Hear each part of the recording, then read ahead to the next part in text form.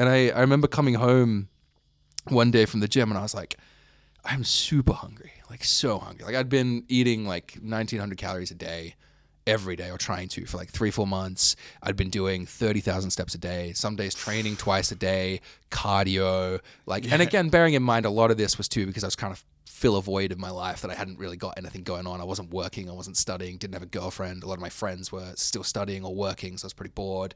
But dude, I was just obsessive, like over and over and over and over and over again. And I got home and I was like, I'm super hungry. So I made myself dinner and then I just couldn't stop eating. And I remember like genuinely just everything, like literally eating blocks of cheese, and like I remember taking muesli out of the cupboard and eating dry muesli by the spoon because I was so desperate to eat.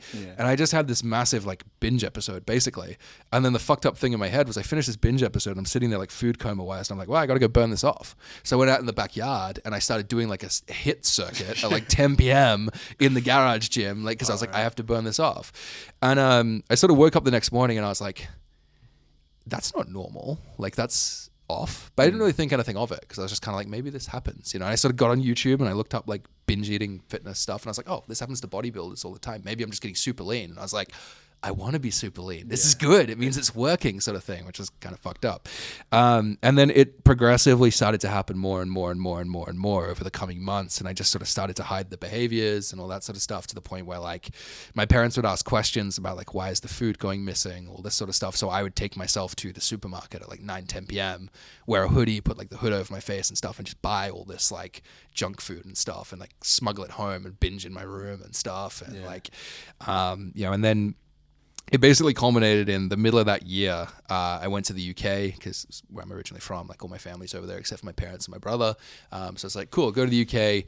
All this stuff that I kind of knew wasn't good for me. I knew it was really bad, but I was like, cool, change of environment will help. And for a couple of weeks, it was great. Like we went to the UK, went around Europe, I turned 21, had my 21st birthday in Amsterdam, which was super fun. No red light district, I promise. I promise. Just a few edibles. And then when I was in the UK, I was like, I want to stay a little bit longer. And the rest of my family flew back home, and I was like, I'll stay here with my nan and stuff. And because again, I sort of fell back into these patterns of not really doing anything while I was there. I was just in a different country doing the same things over and over again. And I ended up having an episode so bad that it like scared me so much that I was like, I need to go home. I need to get help. Like I really need help. I remember like crying to my nan and being like, what's wrong with me? What's wrong with me? Why does all this like happening to me and stuff? And obviously she got no idea, but my nan's great. She like sitting there and she's like, just go home, get help, like do whatever it is you need to do, fix it up. So went back home, literally got on the first plane back. You know, as soon as I got home, my parents put me in with a psychiatrist, got in, chatted to them, and they were like, yeah, we think you have, like, we don't want to put labels on it and stuff because we don't want to like freak you out, but you 100% have an eating disorder, if not multiple sort of things, you know. And then obviously you get all the scary words that kind of get brought up. There's like anorexia, orthorexia, bulimia, binge eating disorder, all these kind of things that are kind of being brought up in the conversations with my parents and with me. But I was super grateful because I got in with a psychologist as well, who I saw pretty much every week for like 3-4 years up until the lockdowns in COVID. Right. And he just sat there and he was like, dude, labels scare you and you take labels and you run with them. So he's like, whatever you've got, he's like, let's just ignore that for a minute and let's just focus on what's kind of causing all these things. And we did a ton of work on like body image and all that sort of stuff. It was fantastic. Best thing that ever happened to me. Like, you know, and anybody who struggles with this stuff, therapy is the answer. Like at the end of the day, it's the best thing you can do. I know everybody always tries to look for excuses not to go, and I did for the longest time, but like it honestly changed my life, probably saved my life. And in the middle of that, I was kind of like, well, I want to stop this from happening to other people. I was still super passionate about training. I was loving training. That was like the best part of my day. And I was like, but if this is a reality that can happen to me, it could happen to anyone. So I sort of went, well, I'm not smart enough or emotionally stable enough to be a psychologist and to go and do that sort of stuff. So I was like, how can I help people before they get to that point? Right. And I was kind of like, I did not have the wherewithal to be like, I'm going to make fitness content or anything. But I was like, if I can at least just help 10 people a week stay away from this shit, then I'll be super happy. So I went and I got my PT certs and I started working at the gym that I'd been training at and stuff. And this is like early 2018. So like late 2017, early 2018, and just doing PT sessions. And I just dove into learning everything I could. And it was like, I was following the guys like James Smith, we obviously talked about the Carroll brothers before, and the clean health guys and stuff. And I was learning like how to actually track calories and macros sustainably and not have it be something that becomes super rigid and like runs your life, and how to actually train to build muscle and to get bigger and stronger rather than always being a smaller version of yourself. Just trying to be shredded.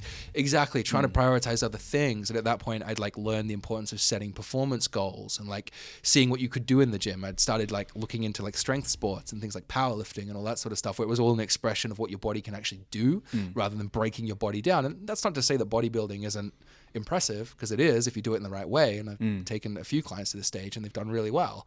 But it's like I obviously wasn't doing things in the right way because I wasn't turning to educated coaches or educated people. I was just turning to influencers at the end of the day who they might have meant really well, but like their messaging wasn't necessarily healthy or good. So swapping that for all these like educational coaches who've been doing this for 10, 15 years at a time sort of thing, and learning all this actual education, I was like, cool, I want to start applying that more and more and more and more. And then while I was working as a PT, I was watching a James Smith video. I remember the exact video.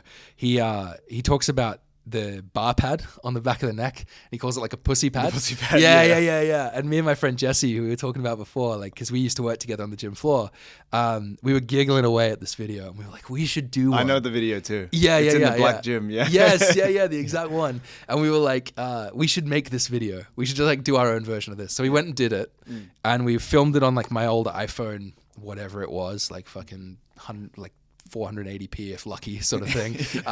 Filmed it without a microphone. So like I'm facing away showing this pad. You can't hear a word I'm saying, but we were so proud of it, right?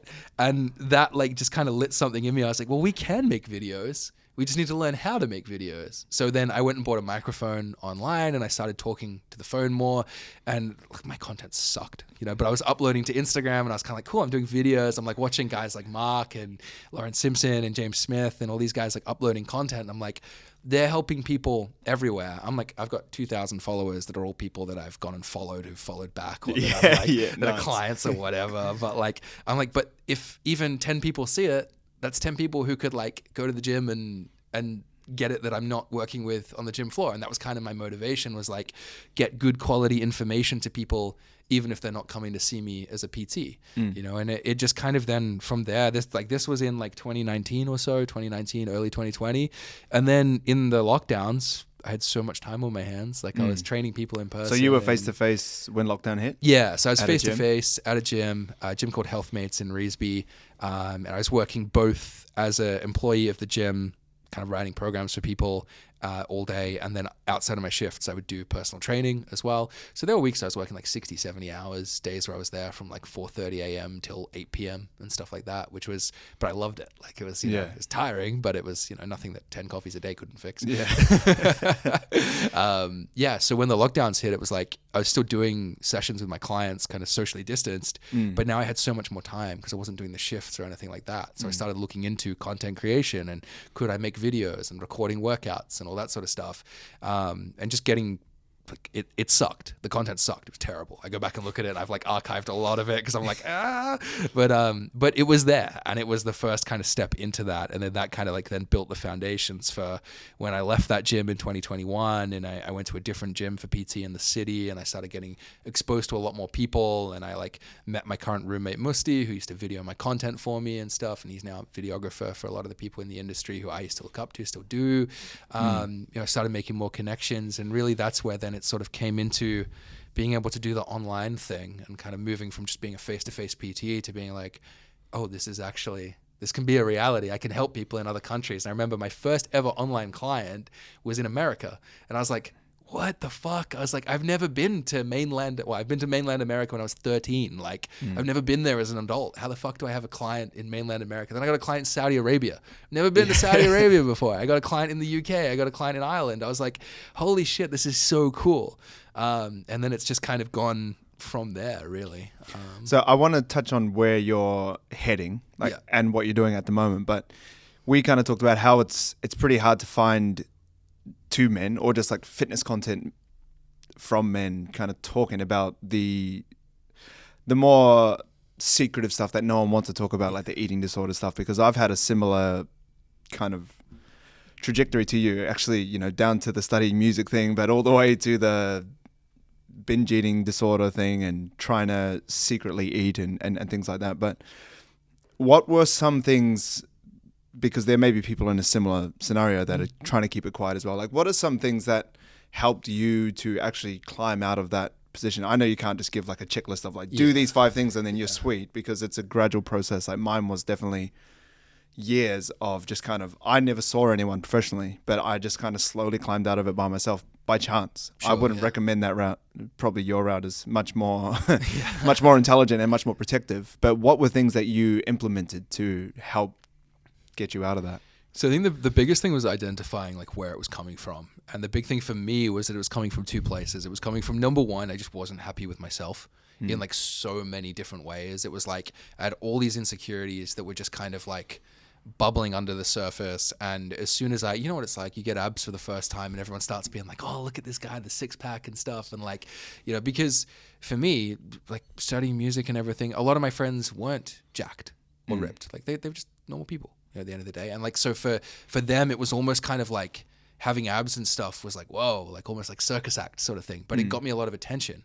And so my self-worth kind of ended up in my body fat percentage without me really even knowing it. And it was kind of like realizing that as people, we have so much more to give than just what the number on the calipers and the number on the scale say, you know what it is. And it's like, but when you're young, you don't really see that because you haven't had a chance to actually, you know, grow as a person and stuff. And, you know, I'm 29 now. I look at the person that I was when I was 20, 21 and all this sort of stuff came up. Like I've done a lot of growth as a human now, and I can see a lot more of the value that I have way outside of just how I look, even as a personal trainer and a coach. It's like, yes, okay, look fit, look healthy, inspire your clients and stuff, but like, I don't need to be dick skin lean for my clients to see me as someone to look up to in that manner. You know what I mean? Like it's more about healthy habits and sustainability. Yeah. So I think that was the first thing, was kind of learning where a lot of that came from. The second thing for me was like learning that there's a lot of shame that comes around that sort of stuff. And I assume you probably felt a lot of that the same way. You're hiding the eating away because you're like, people aren't going to understand. Like you feel ashamed of it because you're told that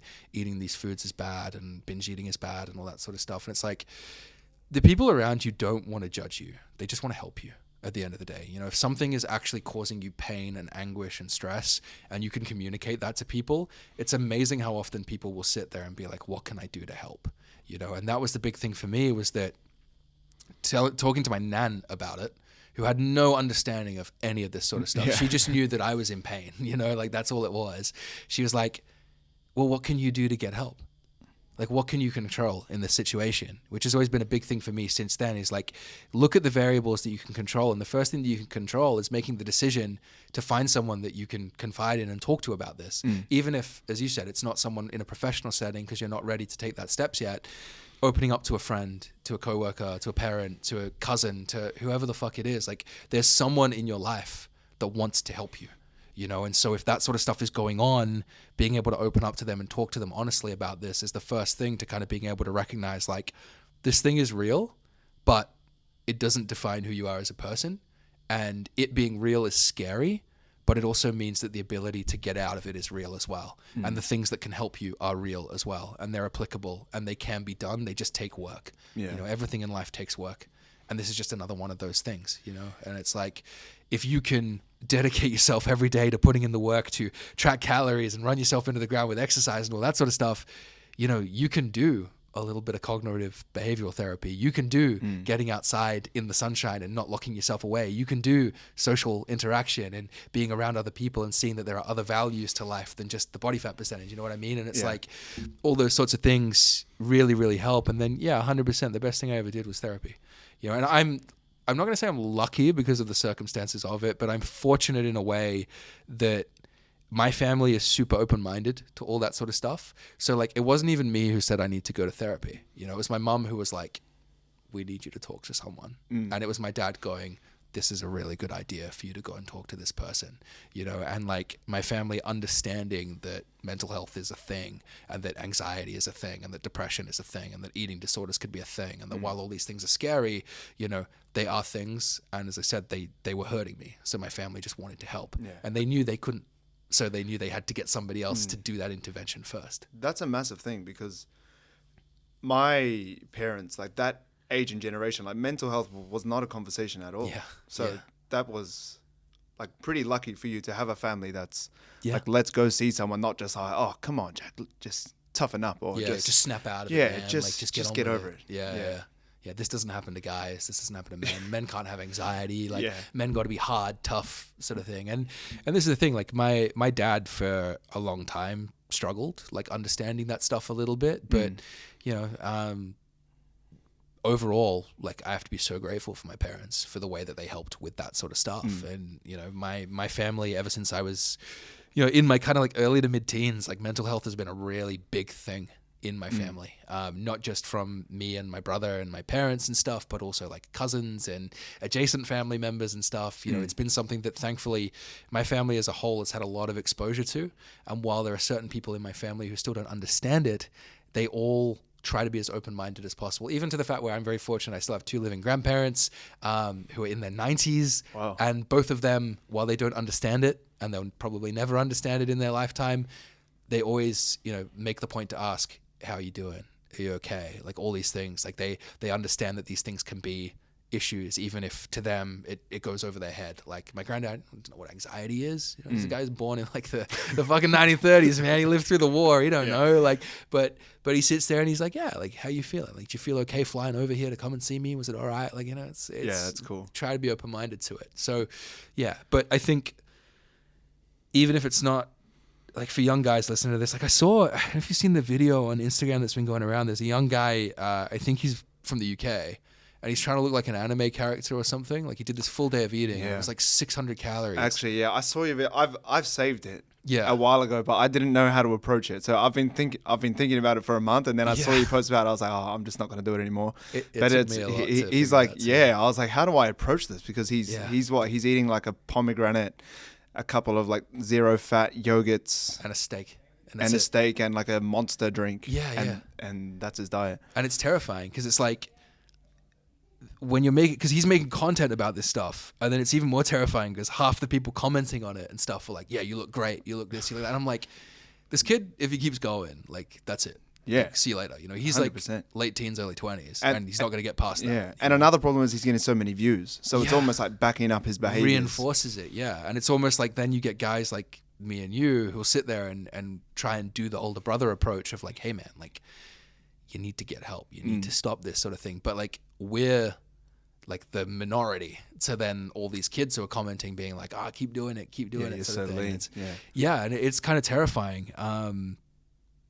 But that's the unfortunate reality, is that like, I think guys just don't talk about this stuff anywhere near as much. I think it's one of those things where, and I said in my video about that, like, I don't want to discount the experiences of women, because obviously women go through a lot of this shit as well. And like, women in body image expectations and media and stuff have just had the short end of the stick for decades, you know, and I think it changes so much for women as well. It's almost like they can't keep up. It's like skinny is Vogue, then it's Marilyn Monroe is Vogue, and then it's like bodybuilders are Vogue, and now it's going back to like the Ozempic look and all that sort of stuff. Yeah. And it's terrifying how often it like changes for women and stuff. But I just think with men, it's just not talked about. It's like we sit there and we just kind of, it's like, hey, cope. You know, it's like, you train, you got body dysmorphia, everyone does, sort of thing. You know, it's like, just keep it down, just squash exactly, it down. bro. And it's like, fuck, like we need to have more conversations about it. So, that's the big thing for me. It's like, just be openly willing to talk to people about it. I think one thing that helped me from a practical point of view was the idea of flexible dieting was like so mind-boggling to me when I first started, because I was so when I first started as a personal trainer, I went down the same route. I used to be on simplyshredded.com, so that was my go-to place. That was the Bible.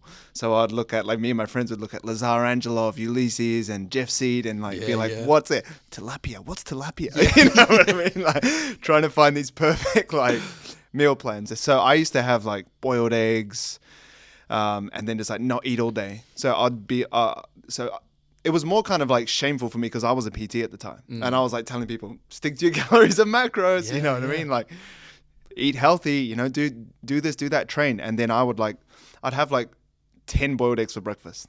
Yeah. And then I just wouldn't eat till like 8 p.m. So I'd literally like starve myself all day, with the intention of like staying clean, low calories and all that. And then I would have an episode like you. and I would just be like eating out, and I'd kind of try to play it off like, oh, I'm having a cheat meal. It's so funny, you know what I mean? But same. like, yeah, Same. I'd be like, go to Domino's, and I remember I had other PTs, and we'd do it the same, like we'd do it together.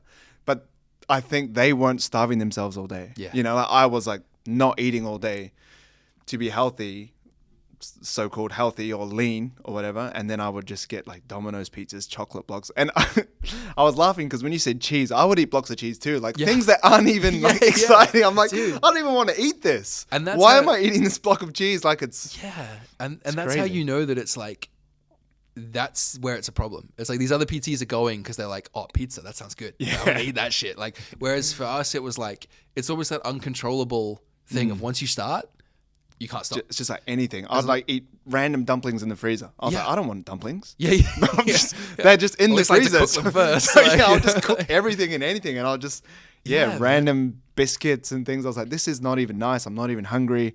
I'm literally just eating. So I had kind of all this stuff going on, but when I kind of heard the concept of you can eat things, because I told myself I can't eat that stuff. Yeah. So then when I did, it was just like, I would just go crazy. Yeah. And then when I told myself or heard, I can't remember how I did it because it was so gradual over time. I struggled with it for like 3 or 4 years, like in the depths of it.